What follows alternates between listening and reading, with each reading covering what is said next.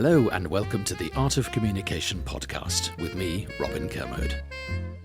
Have you ever wished you could become a confident speaker or presenter? Then why not join my online masterclass, Speak So Your Audience Will Listen. In 10 easy-to-follow modules, you can become a confident and authentic speaker. For more information, visit robinkermode.com.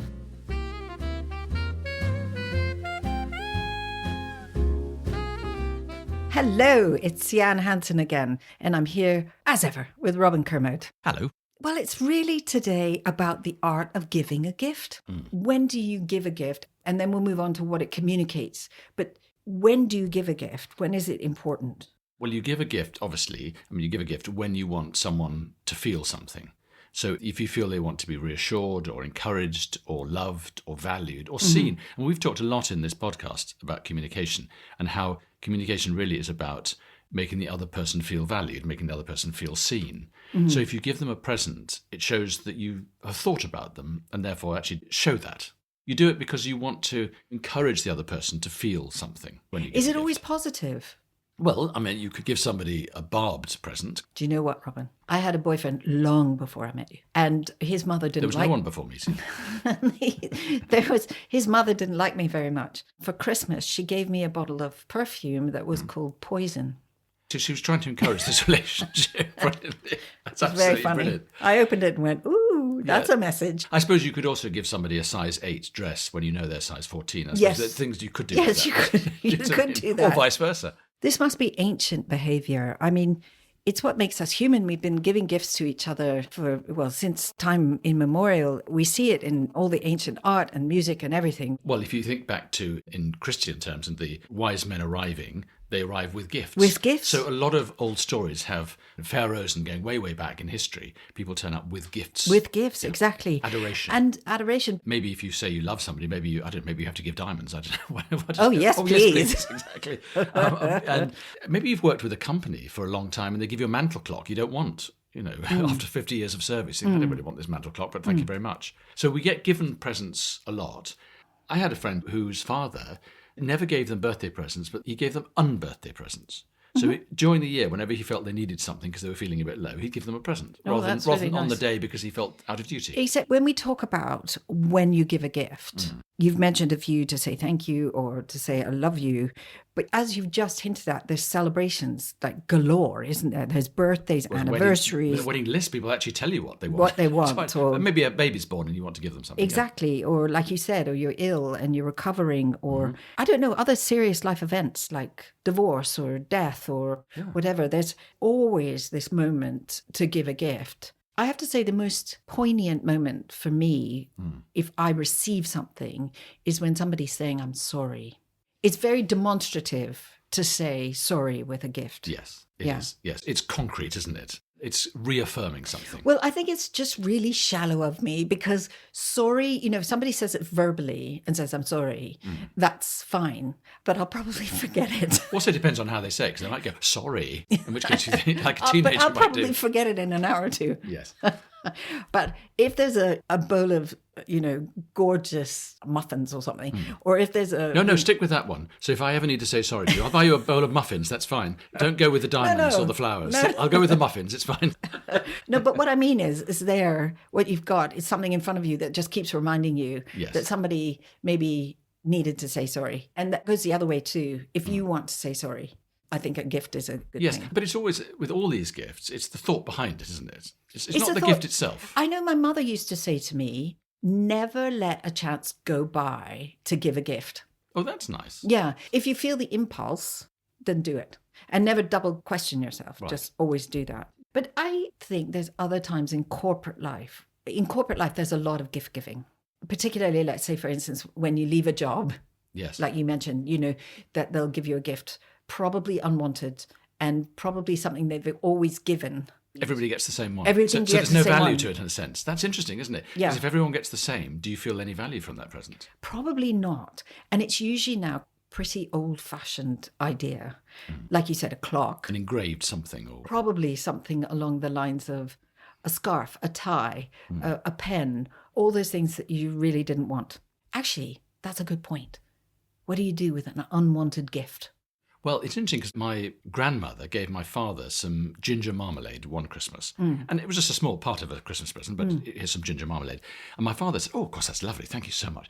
And then he found it actually not to his taste at all. But the trouble is, because he'd said he loved it, for the next 25 years, he received ginger marmalade for Christmas. And it got to the point where you want, I can't now tell her because it's gone on too long. So I think, actually, if somebody gives you a present, it's much better to go, it's really lovely. And a few weeks later, you can say, do you know, it's a bit spicy for me. It's not really perfect for me. But it's much better to do that and have 25 years worth of wasted money. No, I would do 25 years of ginger marmalade. I wouldn't say anything. What, to your mother, or do you just generally? No, I wouldn't. I wouldn't say I don't like it. I would never say, if somebody gives me a gift, I would never say. No, I'm saying like not at the time, but maybe 6 months later or something. So you say, it was nice, but not my favourite.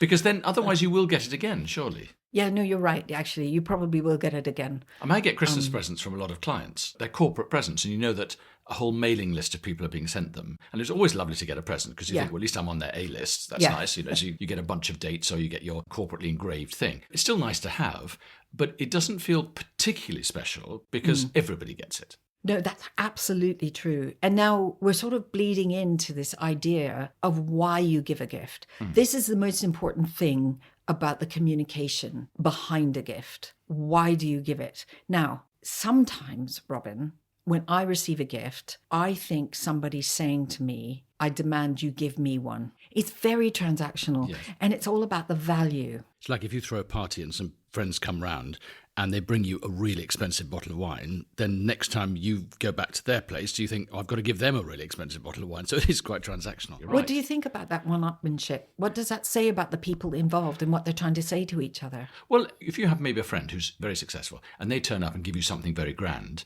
we can't probably reciprocate that because we're not in that bracket. Then we feel a bit bad if we can't do that. So then we think, what can we do? And in that situation, what we generally do is we come up with something quite thoughtful, not expensive. So we don't play the same game because we can't. I don't think you should play the game anyway. Even if you were Bill Gates, I don't think you should play the game. No, because then it's a no-win. Yes. What does Bill Gates give Mark Zuckerberg for Christmas? I mean, where does it end?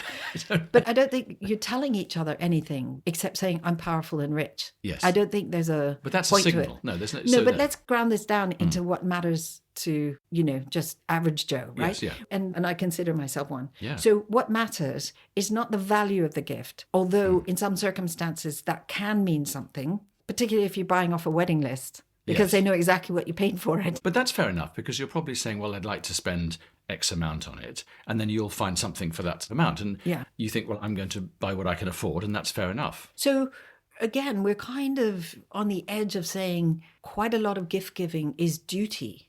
Well, there is. And also there's a kind of cultural norm about it, isn't it? It's a wedding, therefore I'm expected to give a gift. And if I'm invited to the wedding, I can't not turn up with a gift. So it's like saying, we'd love you to come to our wedding and here's our wedding list. So in a sense, it's transactional. But that's the same for Christmas, isn't it? And birthdays, yes. And birthdays. Because if you got no birthday presents on your birthday, how would you feel? Yeah, it's not good. No, I mean, if the children forgot it and I forgot it and everybody else forgot it, or you just didn't get anything, you'd think at some level, does anyone care about me? Hello, it's my birthday. You would, wouldn't it? Yeah, but it's not really what I'm getting at, Robin.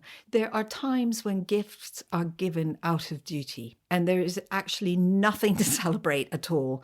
It's a moment in time where it's expected of you to bring something. Yes. Can we just spend a minute talking about cultural norms around gift giving? Because I know there's many countries you travel to where you've seen gift giving on different scales. Yes. What have you seen and experienced? Well, on a personal level, if I'm coaching somebody in, say, the Middle East or India or Australia, there are different norms as to what's expected. And sometimes people will turn up with quite grand gifts. And I thought, the first time I went to some of those countries, I was thinking, I didn't realize I was also expected to reciprocate, and that was kind of expected of me. So eventually you get to learn these things. Yes, you have to learn what the cultural norms are. You learn what the norms are. Certainly, I've traveled in Japan, and in Japan, it's very important, the gifts you bring, and it says quite a lot. Yes. And your brother, of course, lives in Sweden. Yes. And we know it's a lot of candy. It's a lot of sweets, isn't it? A lot of sweets, yes. And we have friends in the Netherlands as well. Again, always lots of presents when they arrive. Yeah, but again, there's the sweets, actually. Yes. Yeah. But they're specific local treats of some sort. In maybe my hometown, it might be a 6-pack of beer. Well, back in Vancouver, exactly, yeah.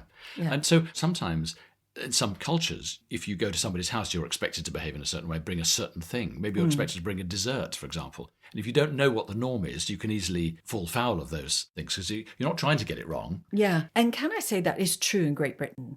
There are definitely things that are unwritten rules that nobody will tell you that you have to figure out about the gift giving. Yes, I'm sure that's true in all countries. But yes, it's quite complicated in the United Kingdom. It's quite complicated because even down to the brand of marmalade that you bring is important. There's certain brands that you can bring as a gift and there's certain brands that you can't. I know. And there's certain types of chocolates that you bring and there's certain types of chocolates that you don't. Yes. And it says something when you get it wrong. Yes, well, it communicates either that you fit into the cultural norm or you don't. Yes. Robin, there are times when gifts are given out of duty and there is actually nothing to celebrate at all. It's a moment in time where it's expected of you to bring something. Yes. Okay, I'll tell you my real bugbear. You're working in an office and you go on leave. You go on holiday and you're going somewhere it's quite exotic or whatever because you've saved up all year and you're going somewhere exotic. And you get back to the office and there's, in every office I've ever worked in, there's an expectation that you bring back sweets from that or biscuits or something. Anyway, then you take it all back and you dump it in the kitchen. Yes. You send an email out to everybody saying, I've brought you back sweets. But on the other hand, you're probably going to get a lot of things that nobody really wants to eat, like strange marzipan-y things or dates. Or you go on holiday to Greece and you buy them Greek honey and you come back and think, I could buy that in the local supermarket anyway. So it is a bit odd in an office environment, this thing about you go on holiday and you have to bring back something from that. And how many people do you feel you have to give to? Is that how wide? No, the whole office. The whole office? My Yeah, goodness me, you're supposed to bring back sweets, enough for the whole office. And then you end up like eating these weird sweets from faraway places that you don't really want. Yes. And I might be being churlish. Tell me I'm churlish. I never did it. No, except that I remember you telling me a few years ago when you were managing director of an organisation and you decided, it was a lovely sunny day, you said, you know what, I think the team have worked really hard, everyone's doing really well, and it was a hot summer, and you just went out and bought a whole bunch of ice creams and everyone in the office got an ice cream for no reason. And everyone went, this is so lovely, Yeah. And you said to me, you bought it out of your own pocket, I remember, you just said, I did it. But it didn't cost you very much, but actually the benefit for that was huge. Exactly. And that's what I wanted to really get across and discuss with you is that gifts are worth investing in because I think they build human relationships. So it wasn't about the ice cream. No. It was about the fact that you thought they were worthy of something and you bought them something. Yeah. Yes. And you must have seen this with your clients when you're talking to them about communication. This must come up. Like you say, your clients give you presents. Yes. Do you ever give your clients presents? Or what about corporate gifts to clients? Well, I don't do corporate gifts. I'm not big enough. I don't consider myself a corporate. I'm a kind of one-man band, so I don't really do that. Yeah. But I have given gifts to clients. And I've actually given gifts more to people who believe in me and recommend me to other people. So what I'm doing is saying thank you for your support. And what do you give? Well, I don't know, it could be small. It's something quite thoughtful. Maybe I've bought a book that I think they'll really like or some specially made handmade chocolates or something. But it's the thought behind it rather than the gift, always. Oh, I want to just touch on it might be a pain point, is do you give gifts to all clients or just some clients? Well, the thing is, of course, in my world, is that not all the clients know each other. So I can give selectively to some. And if any of my clients are listening, I very rarely do it. So please don't feel offended at all. Well, I think you're probably the most generous of all. And I think, correct me if I'm wrong, but I think you give them your book. Yes, I have given them my book, but... that's not really a present, is it? Well, that's not really a present. That's self-serving. That's a doorstop, really. I always say, don't feel you have to read it. You can put it in it, keep it in the downstairs loo. Now, what do you think about no gifts? Like, I've got a friend, Robin, who absolutely refuses to give any gifts at all. And he says that's because he hates receiving gifts. Oh, right. And what does that say about that? What does that say about them? Well, there's a whole psychology behind that. But I think if you don't like receiving gifts... Is it because you don't like being a centre of attention? You don't think you're worthy of them? Or maybe you just don't like saying thank you. I do remember looking after a very elderly friend of the family's, and she was in her late 90s. By this point, she was bedridden and she had to have carers at home. And she said to me once, Robin, she said, do you know what? the carers, and of course it's transactional, I'm paying them, but they bring me food, they bring me my lunch, and they bring me my tea, and they bring me my orange juice and everything else. And she said, do you know what? I'm so tired of saying thank you all the time. I just want to do it myself. Really? I'm just really fed up of saying thank you. And I am very grateful, but I just want to be able to make my own toast. And I kind of get that, I think my friend, just going back to my friend who says, I don't want to receive any gifts, is he says, I feel obliged to say thank you. Yes. I feel obliged to act out a thank you for something I never wanted. Wow, these socks, exactly the socks I Yeah, wanted. and you have to do all that. And he doesn't want to do that. Or somebody gives you a book and you've already got it. Yes, and you've already got And it. you have to go, wow, I look forward to reading this book. Yeah, and you're going to put it on the shelf and maybe re-gift. Okay. Can you re-gift? Can you re-gift? Ooh. Well, I think you can re-gift, but you don't want to be caught out re-gifting because that's terrible. But, if somebody gives you a brand new copy of a book and you've already read that book, I don't see anything wrong giving the book away to somebody else. Yeah, but you have to say it. You have to say, I'm re-gifting this when you hand it on to somebody else. Yeah. Oh. You can't take credit for it. Oh, do you know what somebody else does? If you're given a bottle of wine, like somebody comes over for dinner and they bring you a bottle of wine and you don't want to use it that night, what you do is you put their initial on it, on the label, so that next time they come, you take out that bottle of wine and you drink it, because you shouldn't re-gift the wine you've been given. No. When you're students and you're young and you go to a party, you're kind of expected to turn up with some beers or a wine or something like that. And probably you don't have much money when you're a student, so they're probably not very expensive. I'm sure those are re-gifted all the time. If somebody turns up for a party and there's some left, you probably take one of those bottles and take it to somebody else's party. Yeah. And I don't think anyone would mind that. No, you're right. I really think that would be okay. In certain situations, I think you can re-gift. Have you heard about those parties you can do after Christmas? Everybody comes along to the party, like there's 20 of you, and you all bring something that you were given for Christmas that you don't like. You swap it. And you swap it all play out. Swaps. Yeah, and you play swaps. We've never done that, but it's a great it's idea. a great idea. I think it's a fantastic Except idea. you're implying, though, Sian, that some of the presents I give you, you would actually quite like to re-gift. My favourite present from you, Robin, Yes. my favourite present is I got a promotion in my job and you gave me a tiny pineapple. I did. I did. Random pineapple. No, but it was a very nice pineapple. It was a very nice It's pineapple, very yes. nice. And Yes. it's still on my bedside table, my It is, pineapple. yeah, but inside the pineapple opened, Yes. and there's there a was- note inside. That's notes. It says, see. congratulations. Yes, and interesting enough about things like that. I mean, I'm a great fan of leaving little notes around the house, as you and I never Yeah. leave the house in the morning without leaving a note No, saying you're I'll right. see you later or love you Yeah. or whatever. And Whatever. whatever. And the funniest one I think I gave was a little note that I put inside the larder cupboard, the food Yeah. cupboard. And you opened it up when I was away, because I was going away for a couple of days, and you opened it up and it just said hello in the cupboard. Yes, it did. Now, is that a gift? Yes, that's a gift. It's a moment. It doesn't cost anything, but it's No. the thought behind the Well, fact you bothered to do You it. just said cost. Now, that's important. I know we've talked about monetary value and trying one-upmanship, but cost of a gift. Are you saying that sometimes when you give a gift, actually making something yourself is more important? If children draw you a picture, and children don't have any money, but they make you something, Oh or my they sew God. you something, or Oh, and knit I you keep it something, forever. you keep it forever, wouldn't you? Yeah. So somebody gives you something they've made. It's lovely, So- unless it's horrendous, and then you think you have to put it out every time they come round. I've never done that. Have you never done? Have you never done? Yes, I have. I put it in a cupboard and I bring it out when Yeah, that but then person's you have coming. to remember. You think, oh, they're coming. I have to put it out there. Yes. And then you forget to go. Where's that present I No, gave no, a few years ago? no. I've got a whole section of a cupboard, which is the things that are coming out and going back in again. I'm sure everybody does that. Or no, is that just me? No, I did do have to that. say I have done in the past. I have done. Yeah. I have done that. Again, it's really interesting, this topic, because we keep bumping up against other things. When you give a gift, what are you showing to that person? I mean, I assume everybody tries to be incredibly thoughtful. Like, Yes. doesn't go out and buy 10 candles at a time and just randomly hand them out whenever you have to give a gift. But then that's going to feel like a corporate gift session, isn't it? If you know, oh, Sian always gives a candle or gives the same thing, then it doesn't feel special again. Yeah. That's So the what are same. you doing when you give a gift? What should you aim to try and do? Well, what we're communicating through gifts is we're saying, I have thought about you and I've thought about something you might like.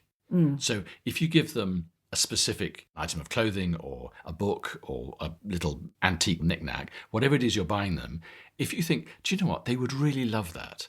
And when you've received something like that, and I've received things like that, and you think, that's so sweet. Yeah. And that they've actually gone out and thought that I would like that. And I do like it. It's really nice. Yeah. That's much nicer than somebody saying, here's a £500 bottle of wine. Yes. And it can go horribly wrong. You know that they've really, really thought about it and they give you something and they're incredibly proud. And they're super happy. I'm going to give them this gift Yeah, tomorrow. and they're going to absolutely love it. And I remember way back in the day, somebody gave me a present. It was a woman, actually, who gave me a present of leopard skin leggings. Right. Now, that is not my thing. And for some reason, she thought that I would like them and that I actually really liked them. Yes. And then that taught me a lot about our friendship. That communicated a lot to me about the That friendship. she didn't really know you that That well. she didn't really know me, but that maybe that was my fault. I don't know where the miscommunication came in, but anybody who knows me would never do that. No, but maybe that says more about her. So she thought they were great.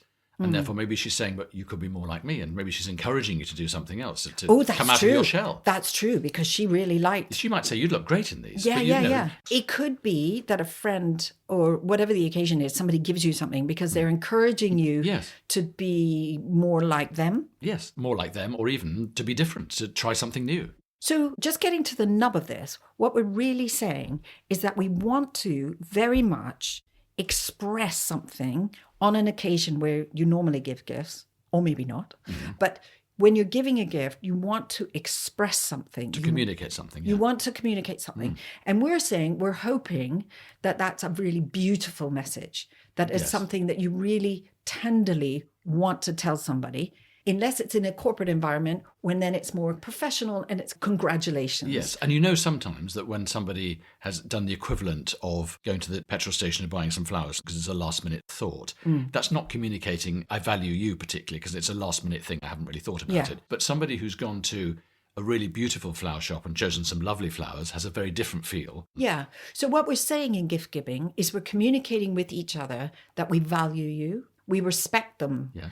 And therefore, We know them, yeah. your recommendation from what we've been talking about is be really thoughtful in what you choose and how you do it, and that it's got nothing to do with money. No, but it has a lot to do with the thought behind it. And there's something that I do if I'm running a course, which I love, and it's one of the exercises I do with a group. Maybe I have a group for a whole day. Yeah. And one of the exercises I do is to ask people to tell the rest of the group about one of the best presents they've ever been given. And that's so that they communicate well, like they can speak in front of a group. Yeah, I'm running a course on how you can be confident speaking in front of a group and Oh, how I you're see. pitching Okay. or presenting or whatever. Okay. But one of the exercises to feel comfortable in that is this. So what I tend to do is do a lot of work on being comfortable talking about personal things, and then I move it on into the afternoon talking about pitching their business or whatever. Oh, I see. But Okay. it's all about feeling comfortable presenting. But this exercise is so sweet because it gets people to be honest and authentic about something that means something to them. But because I've done it for such a long time now, I've got a sense of what the most popular presents are and the Ooh, most tell popular us. gifts are. Tell us. And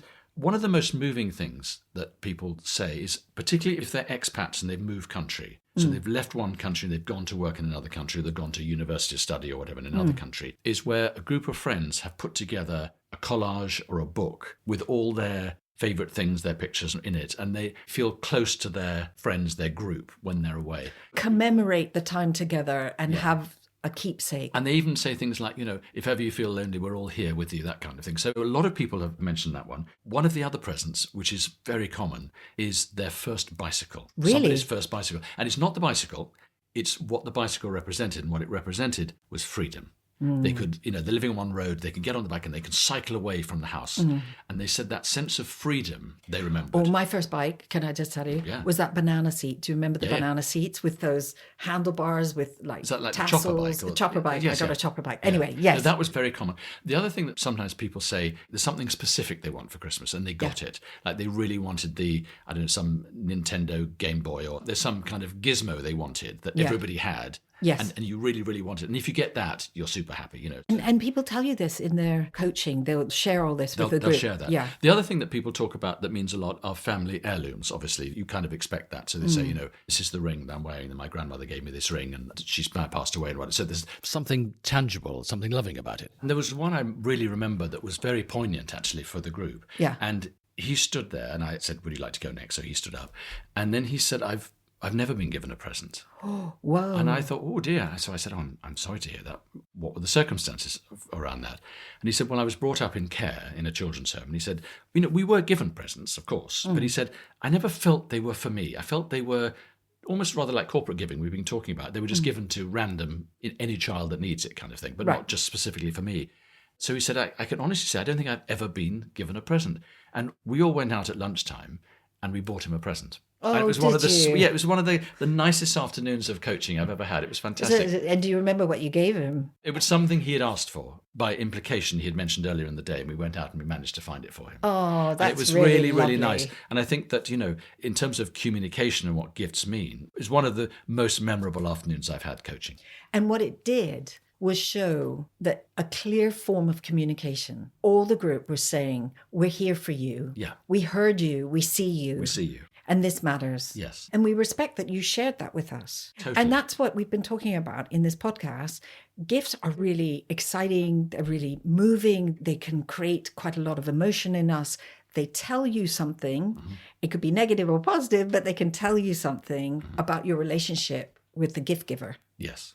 I think the art of giving gifts is about being really clear why you're giving the gift. What is your intention? What do you want the other person to feel on receiving the gift? Are you saying, I understand, I'm encouraging you, I love you, I support you. Happy birthday. Happy birthday. What is it you're doing? It's not about the cost. It's not about anything else. It's just, what is the reason I'm giving you this gift? And if that's really clear, the receiver knows exactly why they're getting the gift, and then they can go, I know why I've been given this gift. Yeah. And then it's easier at that point to say thank you and genuinely mean it. Because you're saying thank you for the intention, Yes. not necessarily the gift. Even if you don't particularly like the gift, you're saying thank you for the intention, because the intention is clear.